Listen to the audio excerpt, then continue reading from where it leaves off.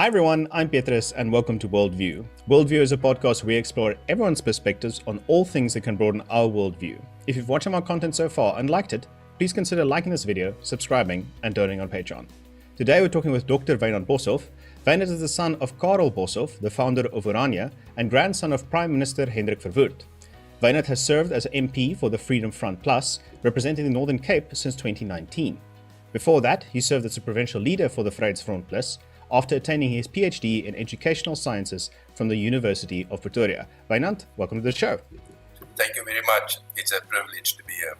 We always like to ask our viewers, the people that we interview that come online to tell a bit of their personal story. I mean, you've had your business, the representation that you do as an MP for the Freedom Front Plus has a unique connection in terms of your family ties that's also had a history with that political party.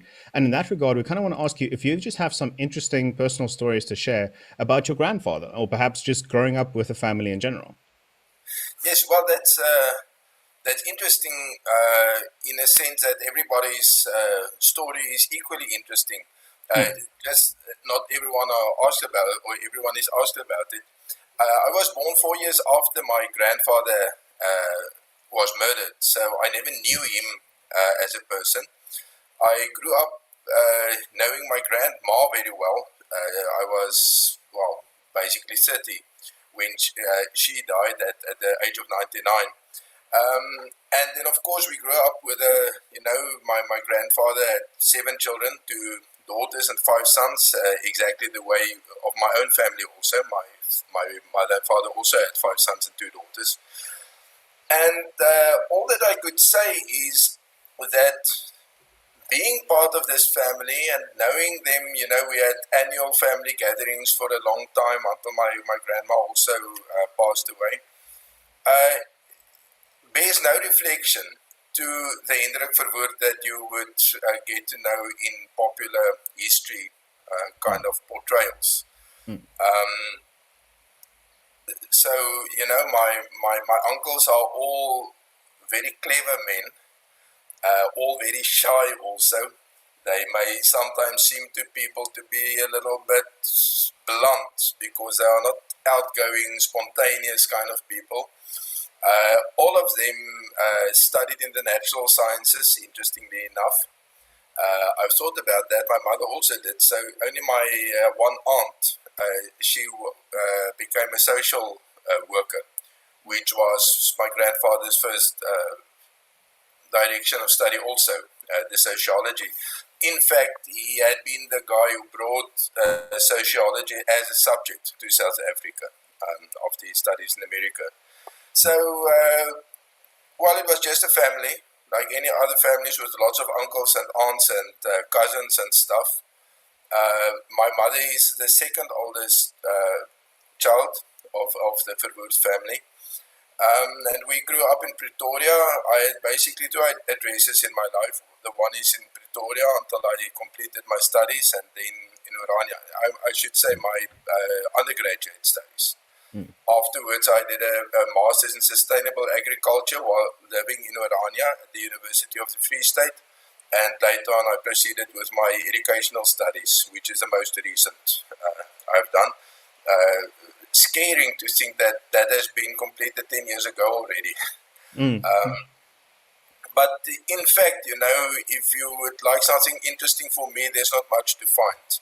I'm just another guy living in Orania and doing a specific job. Yeah, no, it's always a scenario of when you look at someone that has perhaps, a well-known grandfather, well-known father, that forget that they're also human, they just had a family and it's just a normal family life. So it's important to remember that as well in terms of the greater history story. In terms of that story, there's so many ties between the Vryheidsfront Plus and the National Party and so on to what was known in South Africa as the Broederbond. There was a book that came out in that era called The Super Afrikaners, which goes into detail about, at length to which the Broederbond captured the state. It captured the clergy, the education, the sectors. As someone who saw perhaps just the smallest glimpse of that life, I realized that your grandfather unfortunately wasn't alive when you were alive.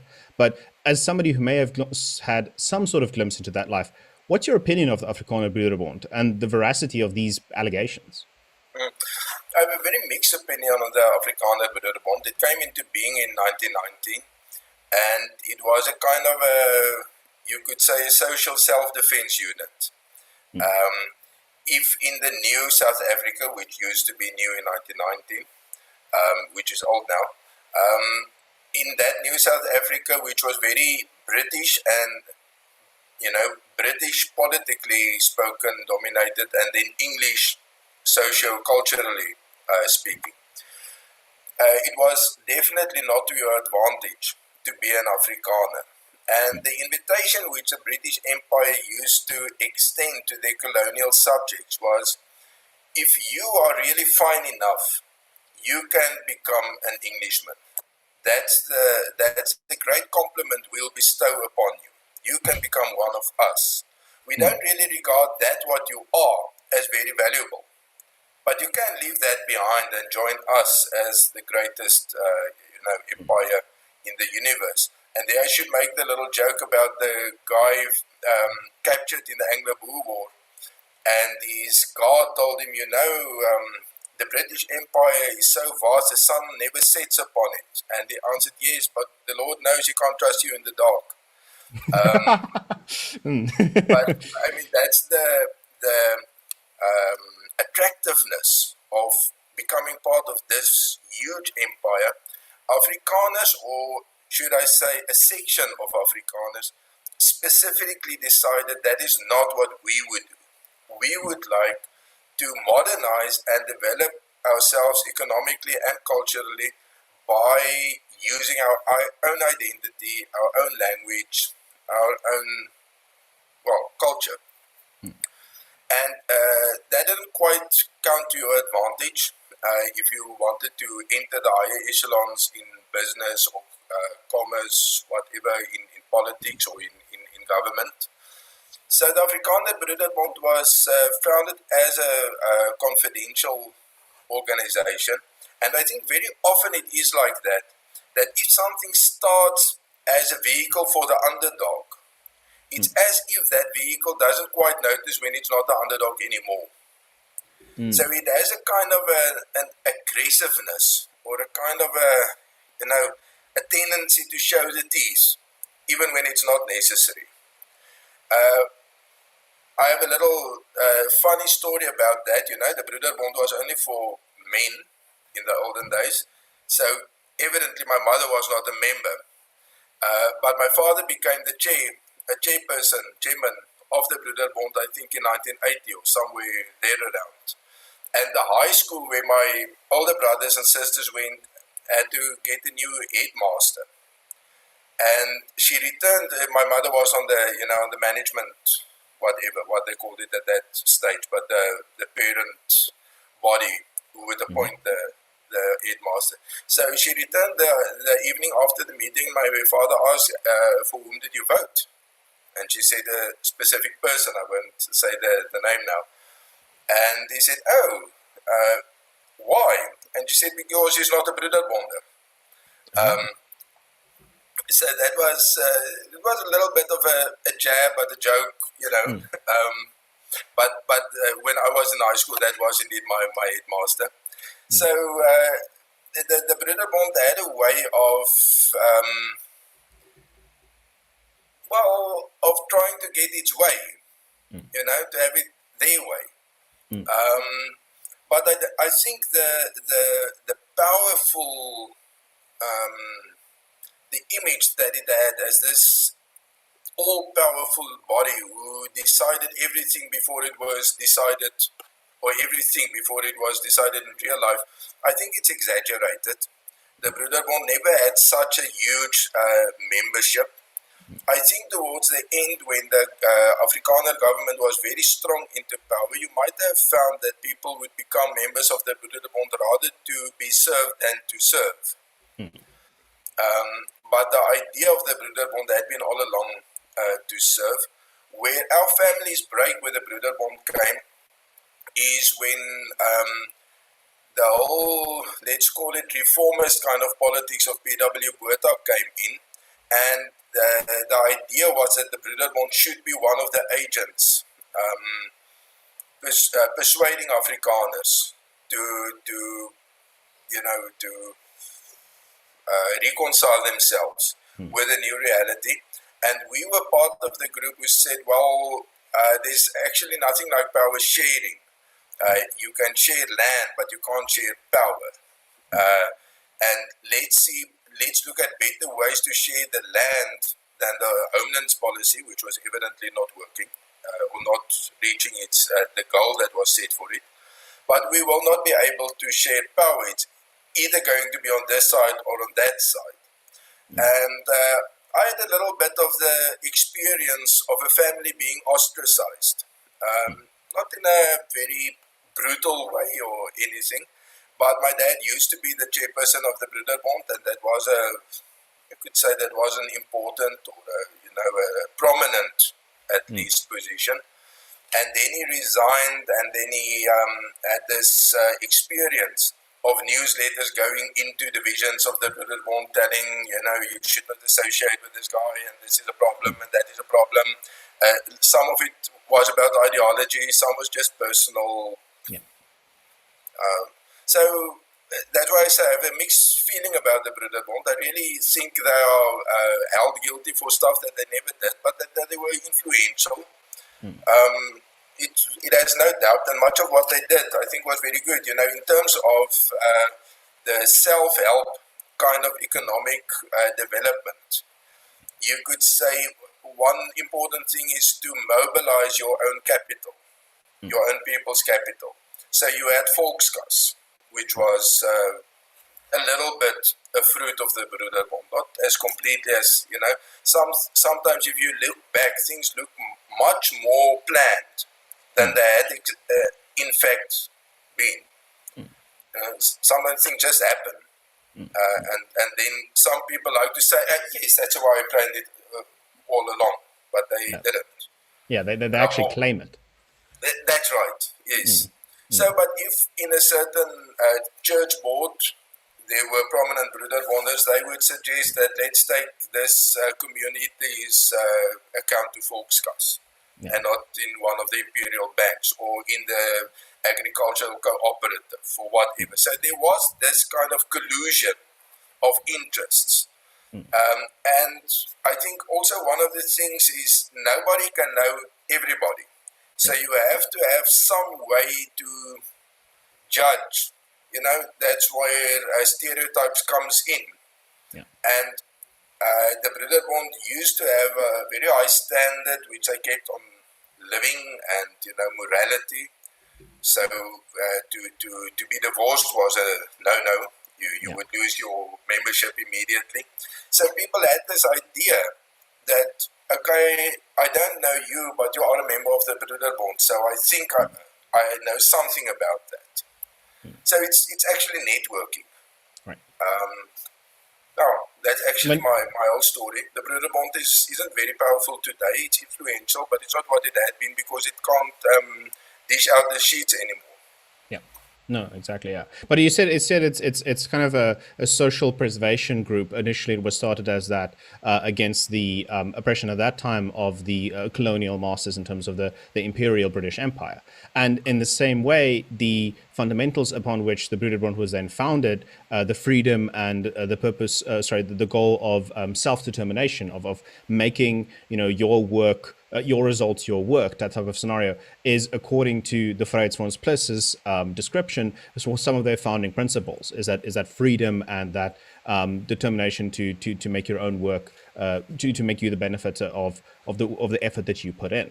Could you perhaps, in that regard, just elaborate on that and just tell us what are the core principles and policies of the Vryheidsfonds Plus? Okay, the basic thing of the Vryheidsfonds is that we say the South African Constitution is devised in such a way that you would think this is a rather homogenic cultural community. There's all South Africa. In contrast to a country like, say, Tanzania after the violence a few years ago, or Ethiopia a little longer ago. Ethiopia under Mengistu also had this notion of there are no sub-ethnic groups, they are just Ethiopians. And then when they had to deal with Eritrea's independence drive, and they couldn't suppress it anymore. Then they re-sought the whole Ethiopian state, saying we have a federation now with different cultural groups in every state, and they give a lot of attention about what about a minority in this state which is a majority in another state. How do you deal with those kinds of things? But it also says if a member state wants to secede, like Eritrea wanted to, how do they go about it? So the whole process is in the constitution, and the interesting thing about is that Ethiopian unity was preserved by that and not dissolved. Because once you could get out, you would think, but do I want to now?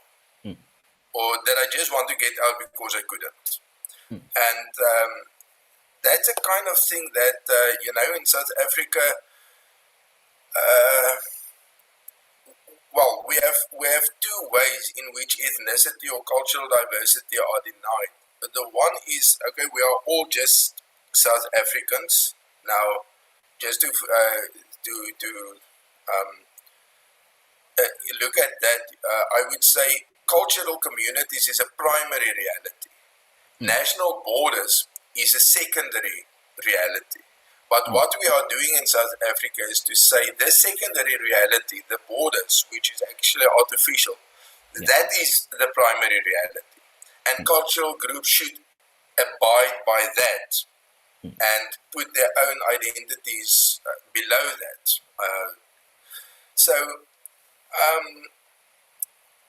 This whole reconception of South Africa could take many forms. In 1994, it was just Afrikaners who thought that there was any sense in that. Most of the other cultural groups fell in. The Zulus with the IFP in a certain way. They kept most of what you could say a federal character and also a federal practice in the province or the kingdom of KwaZulu-Natal. But for the rest, basically all the people just went for this rainbow. So the Freedom Front was specifically founded as an Afrikaner party, working for Afrikaner self-determination. In the meantime, other minorities has come to us and saying, that what you want for yourselves would actually be nice for us too. So we extended our mission to say we are the self-determination party, not necessarily only an Afrikaner party.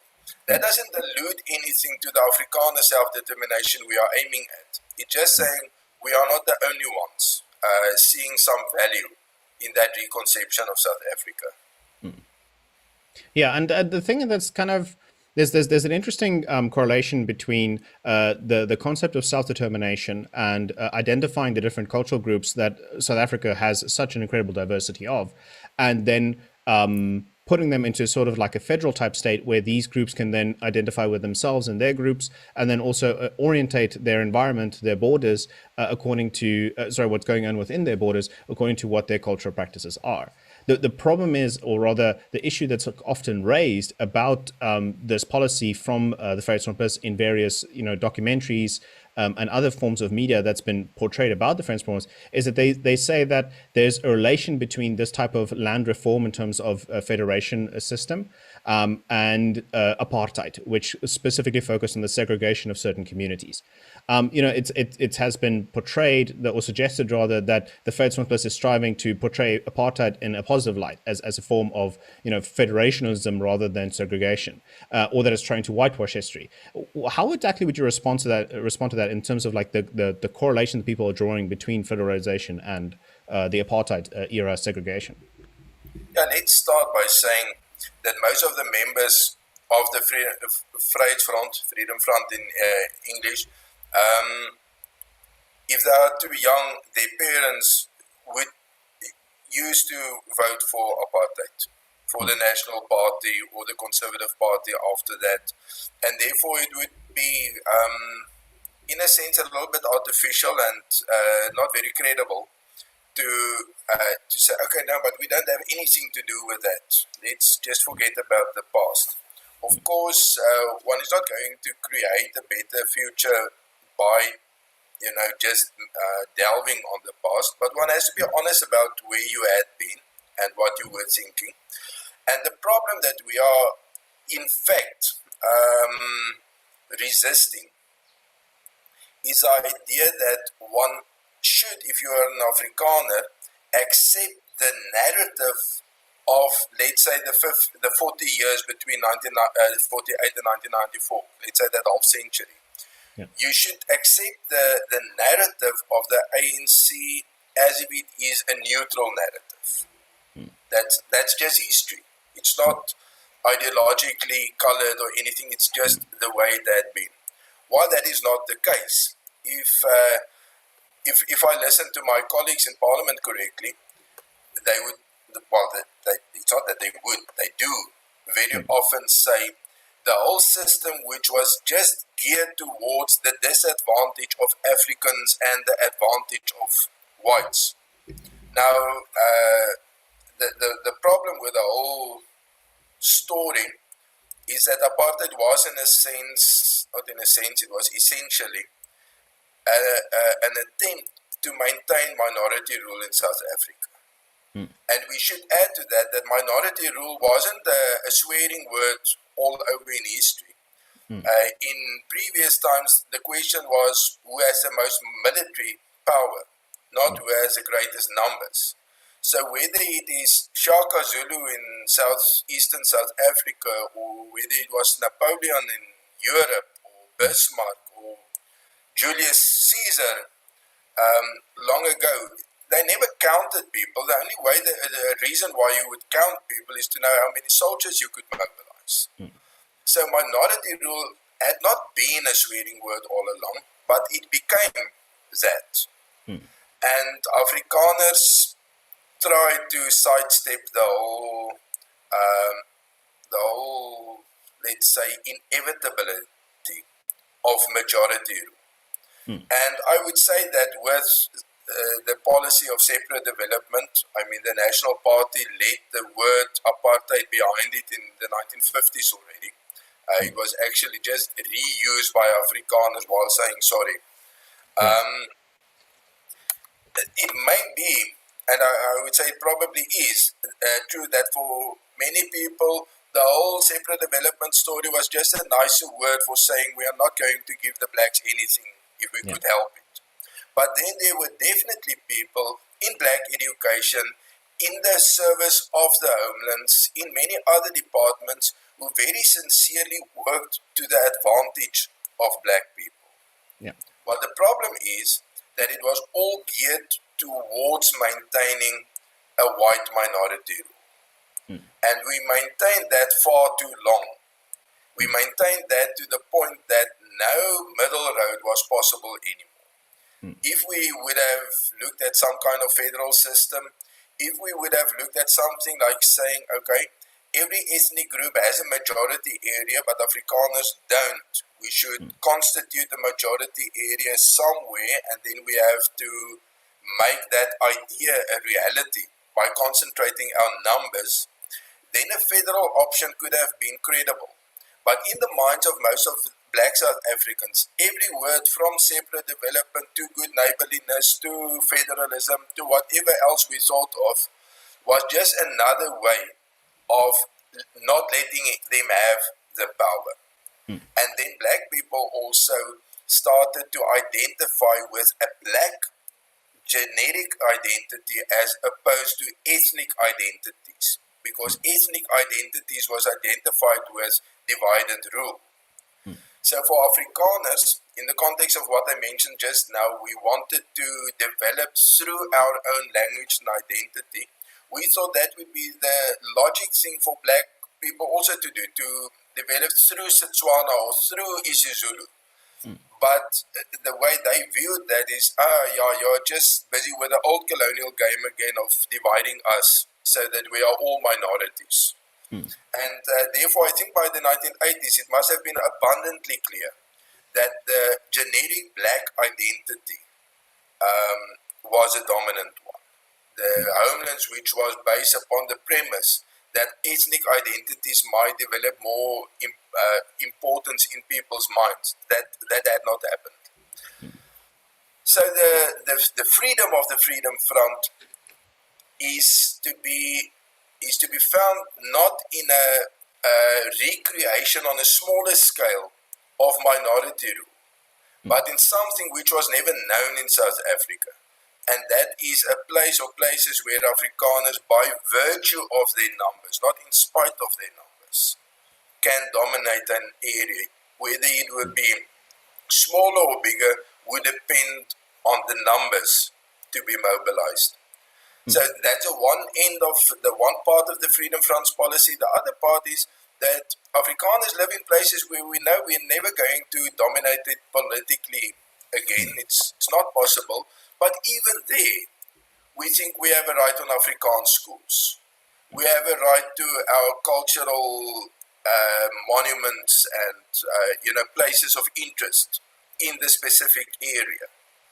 And I think that if I could advise the government, they would advance much faster with the transformation of community and the economy.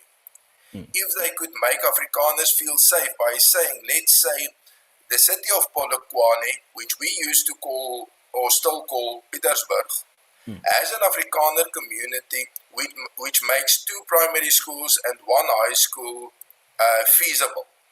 So you have it. We're not going to, lodge an attack on that every year. You're safe with that. You have it. Then the Afrikaners in that area would be much more cooperative and say, okay, so how do we have to transform this country? I am safe now. The kind of majority thinking the ANC and the government is employing is that everyone must become part of the majority. Dr. Corneille Mulder, our chief whip, once asked at the nation building conference, now how about minorities? And the relevant minister answered, it's easy, just become part of the majority. So forget who you are, become part of us. Now, that's not what we are aiming at. But that's a very similar sentiment to the original British sentiment in 1919, right? Exactly. I think, in a certain sense, you could say South Africa was a segment of the British Empire, and then it became a little empire on its own. And it's as if people who inherited an empire don't really voluntarily give it up. So it was a British Empire, but then Afrikaners got it through the ballot with an interesting type of ballot where only white people could vote, but we got it. And then again, we didn't want to dissolve the empire. There was an attempt with the homelands, which I mentioned just now, but the idea was that at least the economic heartland of Gauteng and other highly developed areas should remain white. And that remain is a very funny word because it wasn't white. But we thought of it as white. So then, because we were not really prepared to give up the empire and get our freedom in an un-empire way, the ANC took over the whole empire. And the ANC is also not going to give up the empire by free will. So that's basically the thing. Maybe, bad government will end the empire. I once thought of, so South Africa, if you want to mention a social construct, then it is the land or the country of South Africa because it's a line on a map. But what keeps this social construct together? It's power lines. Big power producers in the Mpumalanga Highveld, these days also in the Bushveld at Alisras Lepalale, and then the lines going to every corner of the country. That holds this country together. And if Eskom fails, and if people are generating their power in a decentralized way, every farm, every factory, every house, every church, everything produces its own energy, then the whole idea of South Africa in some way dissolves. The big thing is to say, okay, neither nature nor community can really tolerate a vacuum. So Yeah. what are we going to replace this dissolving South Africa with? Otherwise, it might be very much like the Americans succeeding in getting rid of what do you call Hussein, Oh, yeah. Saddam Hussein, and then just leaving a lot of chaos Behind. in its place. Then you haven't really reached anything. Right. And one of these absolutely dividing factors which drive people to, different sectors of the political spectrum in South Africa is, of course, the expropriation without compensation bill that's currently being discussed in Parliament and I mean in the nation as a whole. And it's kind of, some say it's kind of ironic because this taking of land is actually exactly one of the things that happened in the past. So they kind of see it as a history repeating itself. But just regardless of the morality or the situation around it, what do you think about the legality and the practicality simply of the bill itself? Okay, it is one of those things that one has to start thinking in the historical context, because otherwise it's inconceivable. And that's also where I would say the narrative of South African history is highly simplified by the ANC exactly to suit itself. Because if it would be a little bit more nuanced, lots of land would also be ceded from South Africa to Lesotho and Botswana and the Kingdom of Eswatini. But they are not going back that far for obvious reasons. Yeah. And also the whole history where land was not just expropriated from tribes, but where there were valid transactions taking place. There were wars also, but there were very good relations and valid transactions. And you could say Afrikaners was just another tribe, not strong enough really to subjugate other tribes. The subjugation on a grand scale actually came with the empire, which had the necessary power to do so. We never had it. We like to say at Blood River, when we had the Zulus where we wanted them, we had not had them in any, such place. So that's the first thing. The whole expropriation without compensation starts with a very thin narrative of South Africa, which is devised for a specific reason in a specific way. But then I would say South Africa had an economy which completely transformed from the pre-modern economy before 1886. You could also say 1866 with the diamonds in Kimberley. Yeah. That's where the modern economy reached South Africa, but it really reached it in a way which extended to every corner of the country with the discovery of gold in Johannesburg. And then you had an economy which was built on the Western model of economic development. Before whites came to South Africa, there was no such thing as title deeds and land ownership regulated by a deeds office. But then this happened, and the whole economy was built on that framework.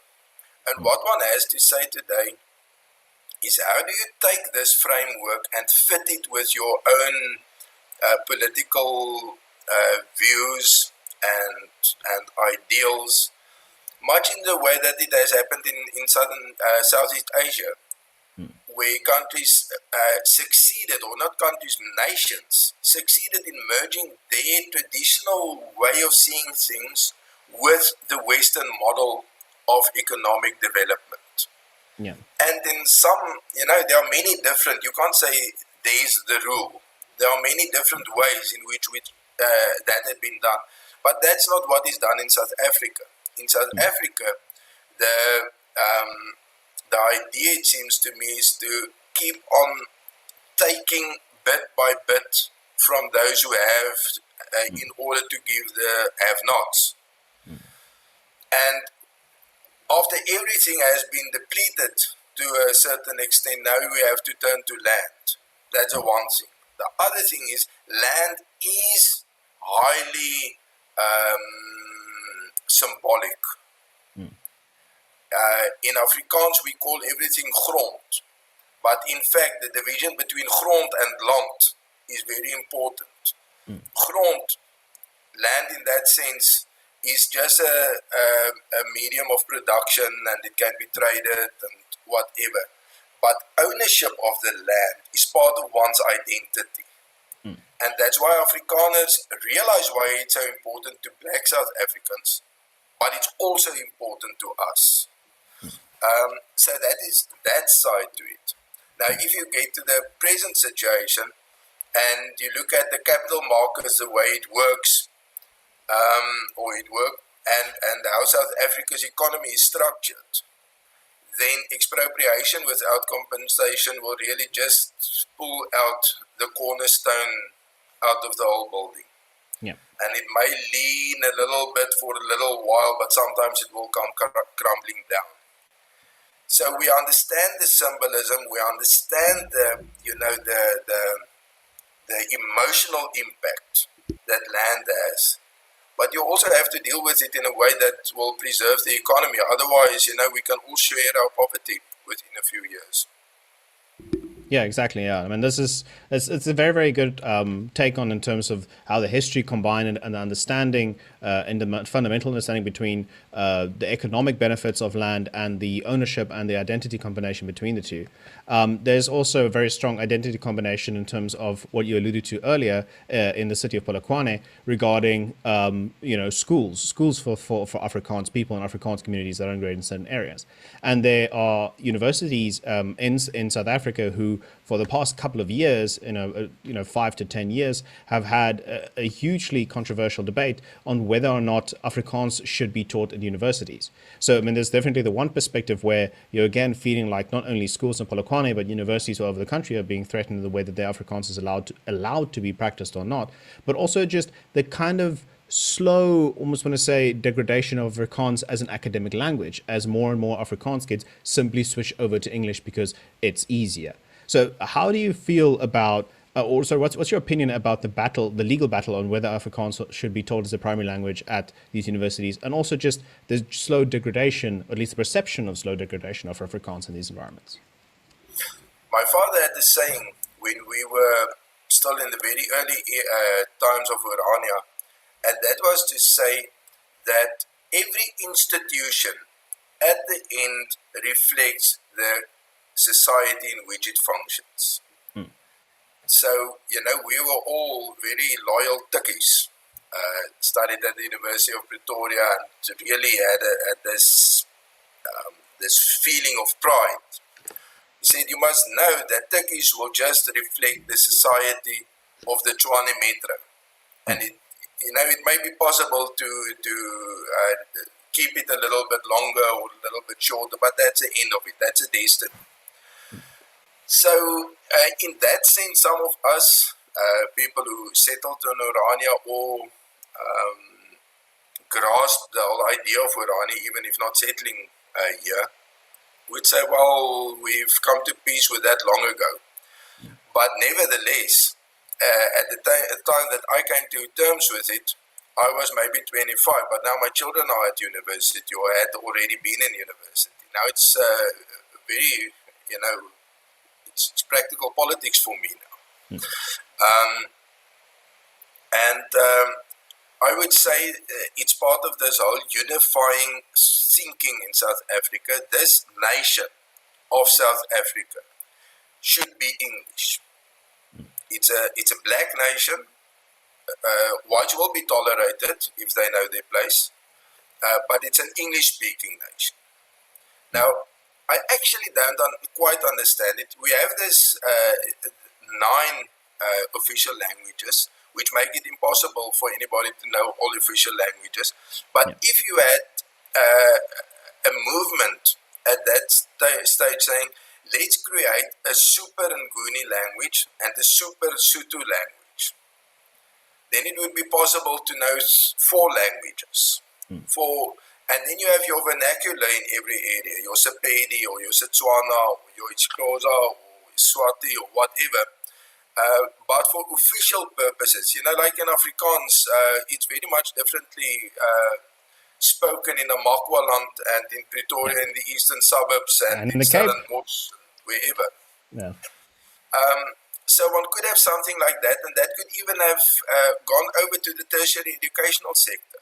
But in the end, it was only Afrikaners who really thought, but we have something, we have a legacy in academic research, in academic activity, which we would like to, to remain. Mm-hmm. So the Minister of Higher Education, Dr. Broederbond, he really regards that only as a way of longing to apartheid. You white, you little boors, you didn't, you never really made peace with the New South Africa, and now you want to perpetuate it in little pockets like your universities. I think that's also taking a very thin perspective on the whole issue. And I think we should work on keeping Afrikaans alive in the public universities as long as possible. But that's a transition. In the end, we'll have to take that responsibility upon ourselves. And academia is a very good example of that, with some very relevant degrees being presented by academia already. Of course, if you want to become an industrial engineer, you can't do that with academia already. You would still have to go to Pretoria or to Stellenbosch or Witwatersrand or wherever. But it's a transition. And, it's another little saying that my dad always had. He said there might be an association for saving the rhino or saving the elephant, but there won't be an association for saving the Afrikaner, except if it is being run by Afrikaners. We just have to do it ourselves. So that's, on the one hand, in Parliament, I'm on the Portfolio Committee for Higher Education. I very much argue against the forced Anglicization of Afrikaans universities. But anyone who can count and who has some insight in the ANC knows it's not going to, you can retard the process, but you can't stop it. Yeah. And therefore it's more important to work on what we have for ourselves and what we can have for ourselves. And that holds to the self-determination and the self-preservation nature of the Afrikaans community and the Afrikaans culture. I then also want to relate that to the success of the Freedom Front Plus in 2019, in the 2019 election. It's something that, if you were to look at social media as your only source for political predictions, you would say that the EFF would have, skyrocketed. They could have become the new majority party. And that, well, according to the state, to the votes at the very least, really didn't happen. But what really did come out of left field that people kind of didn't expect, at least in the public media section, was the success of the Vryheidsfront. What exactly did you attribute that success to specifically? Well, I think there are a number of things, but I'll highlight two. The one is exactly this question about expropriation without compensation. Right. It could be in a little bit subconscious way, but the settlement which was reached in 1994 basically said, okay, the ANC is going to take over the government. It hasn't defeated the previous government, so it couldn't take everything, but it would take the government. And then it would guarantee property rights. Now that's the long game, because if you have the government, you can take the economy in time. But Afrikaners really did not see it that way. They thought, okay, now we have this constitutional dispensation which is cast in stone. And not even the angel Gabriel, I don't know what's his name in the English Bible, can change that if he comes, because it's set in stone. We have what we collected in economic terms, we've only given over the government. And that's a settlement which suited Afrikaners very well. Unknowingly, to us, to many of us, because I wouldn't say I didn't realize that,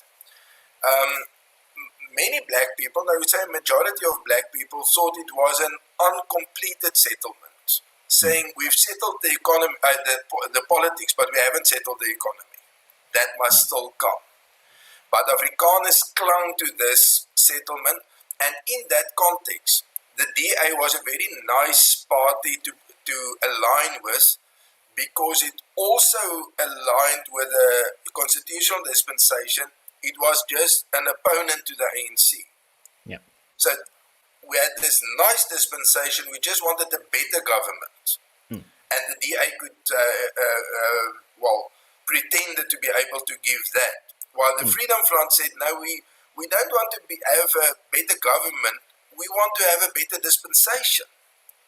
So most of the Afrikaners all along said, we're not really all that interested in the better dispensation. We think the dispensation is fine. That's a government which should change. And then came expropriation without compensation, and people said, well, what do you know? The settlement is broken.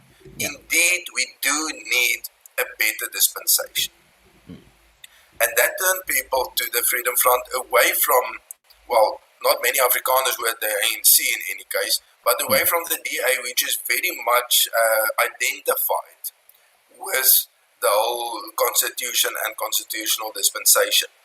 And then, fortunately for us, and one can't always count on your opponents making errors, but the DA was with his foot in its mouth more often than not during the 2019, in the build-up to the election. And that definitely helped people who had been in doubt to go over to us. And, it could be that the DA could really take a rabbit out of a hat in the following past months. But at present, it really doesn't seem as if they are recovering in any important way. Yeah, no, definitely. And it's also just cost, this way in which the DA, which has been, the main opposition party ever since ever since the forming of the DA as a conglomeration of the Democratic Party and the National Party. I mean, ever since that, they've kind of been this, I don't want to vote for the ANC, but none of the smaller parties is going to be worth my vote, so I'll just vote for the opposition party, which is the DA. And this type of upset in terms of their policy stance and the way that they're handling things is kind of casting a lot of doubt in terms of what the future is for a lot of the smaller parties, because it seems like any of them could now take the official opposition stance that they so successfully had, completely had for the past couple of years. In that regard, what do you see the future of the Freedom Front Plus? Do you see it remaining a minority party? Will it become the main opposition party, or perhaps even reach majority status? Is there a path towards that? And as a side question from my own perspective, I want to know, do you think that the Vryheidsfront Plus would be more successful if it rebranded itself as a classical liberal party with the values of individualism and self-determination and a smaller government? Yeah. Let's start with the last part. The Freedom Front wouldn't be successful in rebranding itself as the main liberal party because it is not. Okay. If you want to label the Vryheidsfront in some way, one could call it a communitarian party, which doesn't put the main emphasis on the individual but on the community, which of course should not be,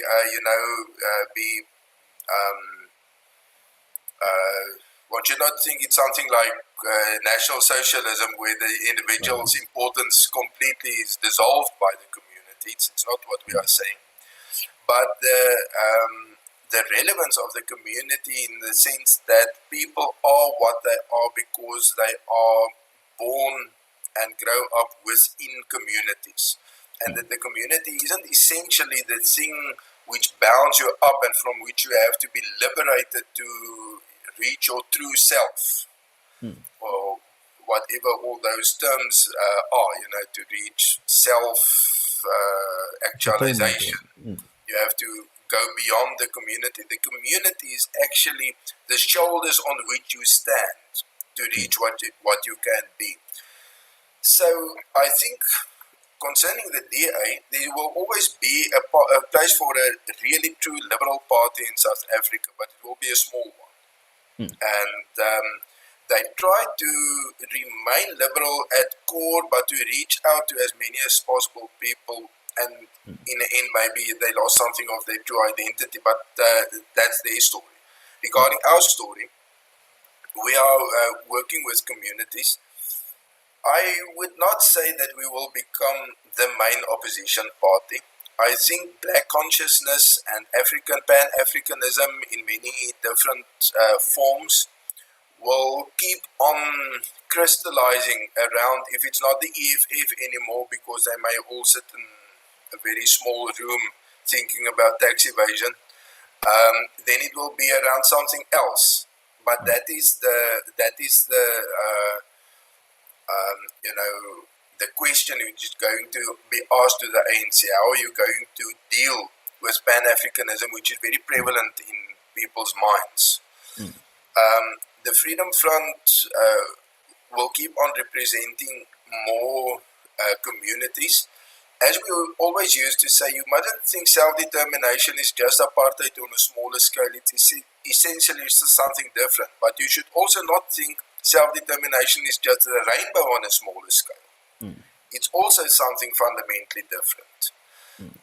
I think that future of South Africa will lie much more in a kind of coalition type of politics, in which the Freedom Front will always play a role. You have countries, let's say the Greens in Germany, or some of the religious parties in Israel, which are not very big. They are not one of the main parties, but they have the ability to be the kingmakers. So you would have 2 or 3 main things. They say what is important to us is, well, X, Y, and Z. We discussed it all night, so I don't want to go into that again. So we can support you, but then at least we need this.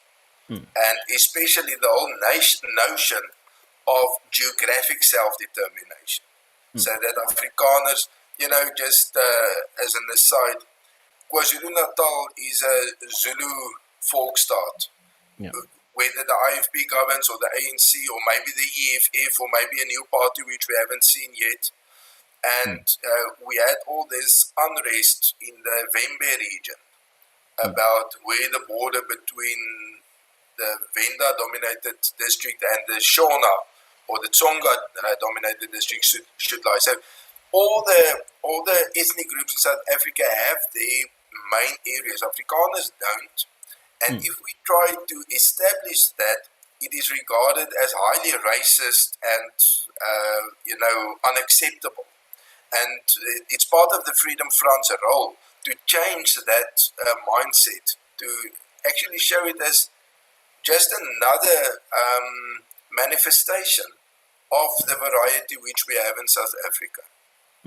Yeah, no, exactly. Yeah. I mean, it's kind of the idea that the Afrikaans people are actually quite spread out, where you could almost say that the Northern Cape is the highest concentration of people that speak Afrikaans, but it's not the highest concentration of Afrikaans people. It's a very complex scenario where they don't really have a central geographic location that determines their identity. But we'll talk about that shortly in terms of the story for Orania. I just first want to hit on something else, and that's that it's just kind of, it's a very cruel joke that the general state of Parliament decorum in South Africa is, entertaining would be a nice way to put it, to say the least. But there's so much time that's wasted on, points of order, on apologies. And, there's definitely a sense in the South African public where they just want to know what can be done about this, because the disruptions and the publicity plays by certain political parties is getting kind of old. So I just want to know what is your opinion about what can be done about just the general state of Parliament decorum? That's a very difficult thing, because the essence of tradition is that everything is not written down. There are some shared ideas of how should it be done. And I've heard that somebody says the whole British or the whole United Kingdom's constitution is it's simply not done. Yeah. Now, the decorum of Parliament, what I think of the EFF specifically, it's the nearest that you can get to a Bolshevik party, who will use every rule in order to destroy the whole basis for the rule.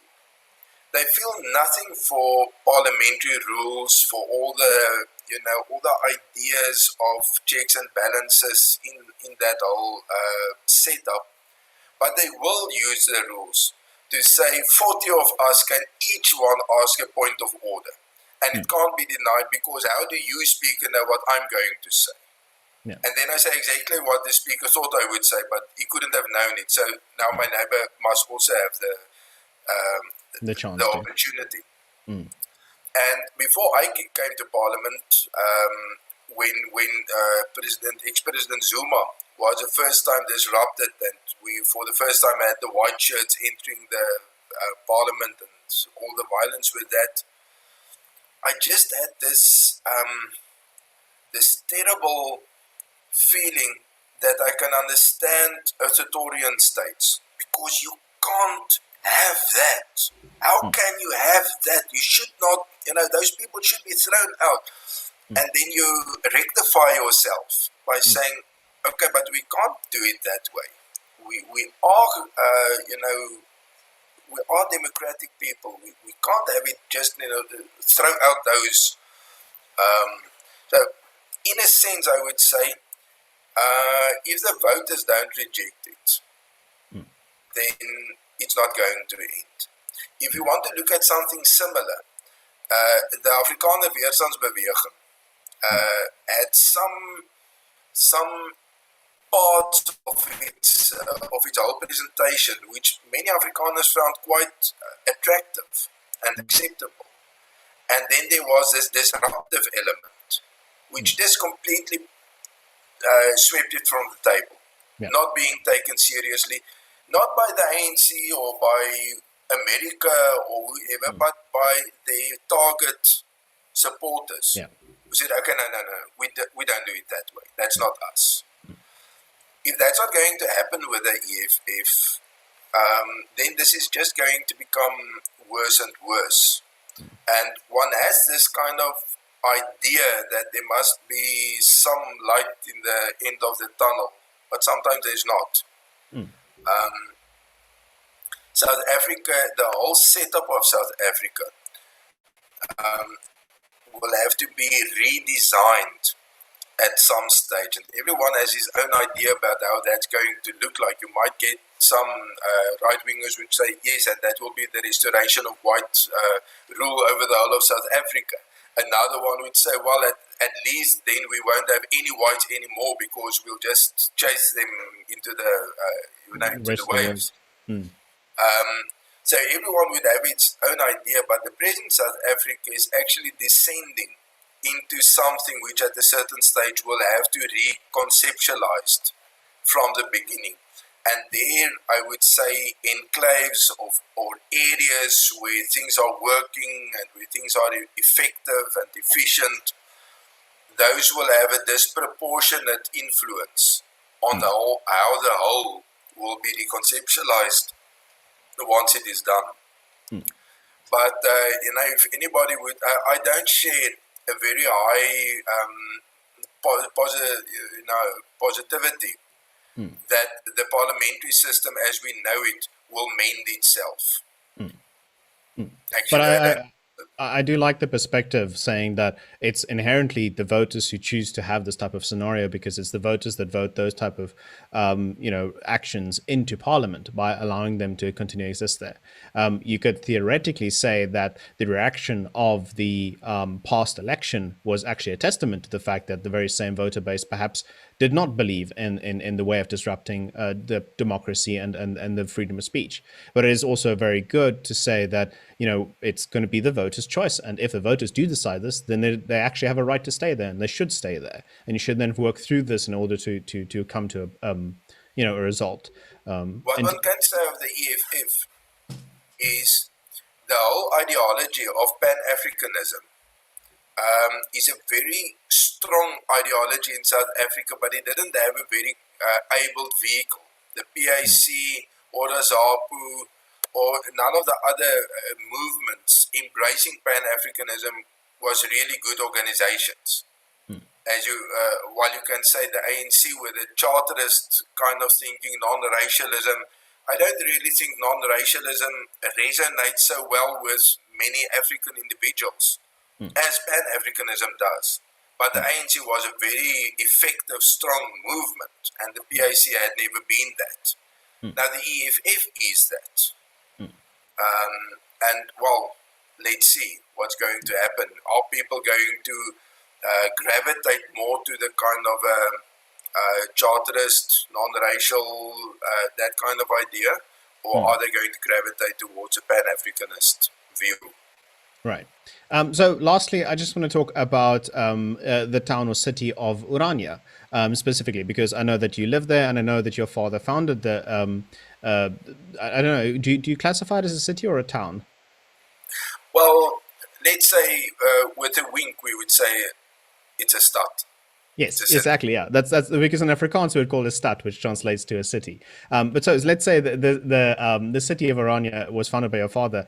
In a lot of ways, it doesn't actually go out there and advertise itself to the world as like this place where you should go if you share their ideals, and then you should visit it. It exists because the community willed it to be. They wanted it to exist, and because of that, at least from the outside perspective, that's the environment which you're welcome to go to. But then this is the way that things work there.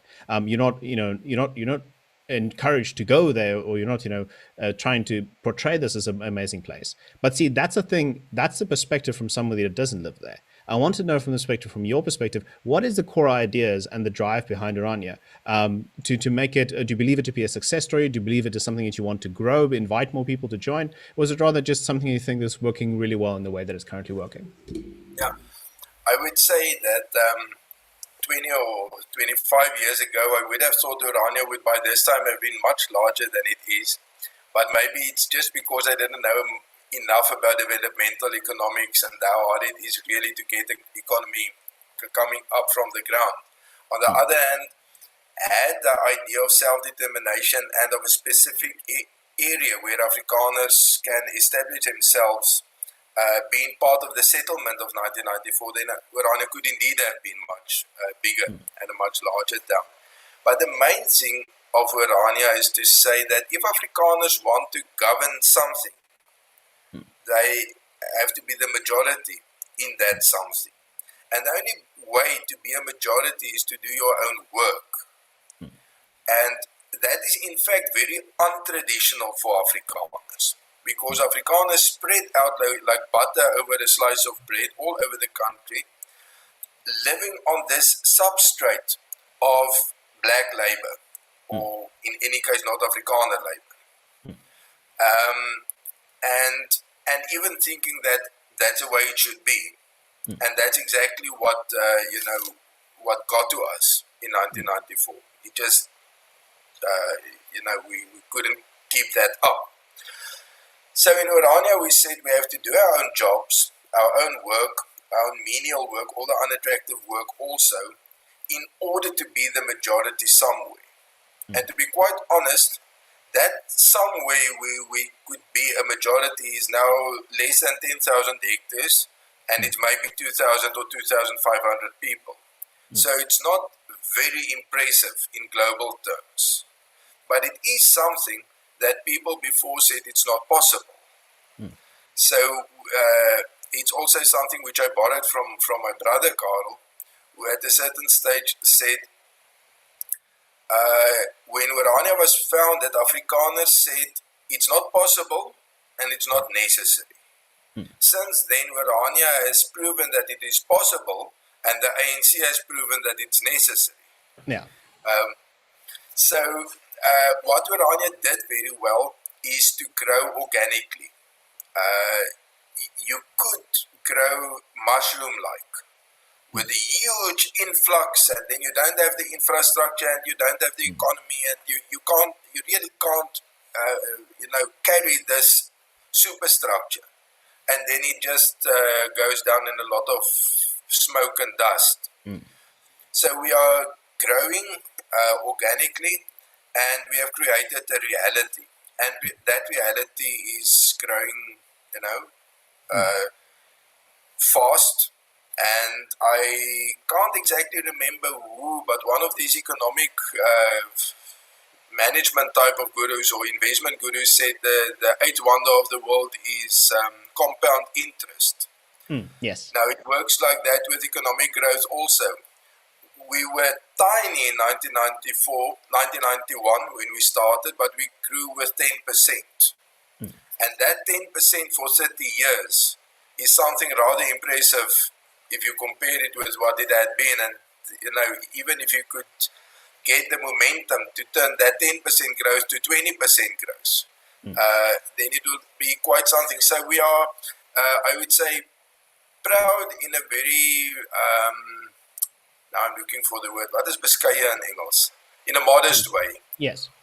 We are very modestly proud on what has been reached in Orania, because it's not saving the Afrikaner yet. To save the Afrikaner, you should have a university. You should have numbers in which to give people room in where they can reach their potential. But what we have is a very dedicated community which is working to exactly that. And therefore, some people think that Orania is eagerly looking for South Africa to break down. We are not, because this should be a transition. And for Orania to be stable for 100 years, South Africa also has to be stable. We don't have any interest or any profit by seeing South Africa going down in dust. Okay, well, that's amazing, and it's very good to hear perspective from a resident of itself, because it's just it completely breaks down the almost want to say general narrative that people try to portray as this place that people that don't like the current political situation in South Africa just go and hide away in. And it's not really about that. It's about building your own community sustainably and organically through time, which is better because that means that it's there to stay. If, like you said, it grew like a mushroom, it would most definitely, in terms of what history has taught us, go down in flames. But in general, this has been such an interesting discussion. Well, thank you so much. I just want to give you a last opportunity to plug or say something you'd like to. No, I would just say thank you very much. I often say that the Freedom Front is in a certain sense Afrikaners who are freedom-loving. It's their diplomatic corps, or however you pronounce that correctly. Let's call it the diplomatic service. Afrikaners with very, who are conscious about their identity, can be represented in every town council, in every provincial legislature, in the National Party, by way of the Freedom Front. And all people have to do, if they want that diplomatic service, is to vote for us. Then we constitute exactly that. South Africa, as it currently is increasingly becoming an Afrikaner hostile environment. If you look at how many laws were signed in Afrikaans even after 1994, now it won't happen. Many other things. You mentioned the universities. There are many things in which it becomes an hostile environment. Now, if you live in an hostile environment abroad, then you will be sure to know where the nearest consul or embassy is to assist you when you get into some trouble. Now, that's a role of the Freedom Front for the Afrikaner. For some Afrikaners, of course, there are many Afrikaners who doesn't like what we are doing at all. It doesn't resonate with them, even the least. I don't pretend to talk for all Afrikaners if I say this. But this is our job, and we are glad to do it. Well, thank you so much. I appreciate it so much. And thank you for talking to us and taking the time. I just want to say also to our viewers, if you've liked the message that Wynand's now portrayed and the perspective that he shared, please do share this video with your friends and family and those around you, just to determine to get all possible perspectives about possible worldviews out there and give the people the opportunity to really have a discussion about things from a fair point, not from a general narrative. From our viewers, if you've made it thus far, you've most definitely liked the video as well. If you like it, it gives the channel a lot of support in terms of how it grows and allows perspectives to be shared. And if you want to support us financially, of course, there's also Patreon, but we'll supply all of these links and details in the description below. So thank you so much for watching. This has been WorldView.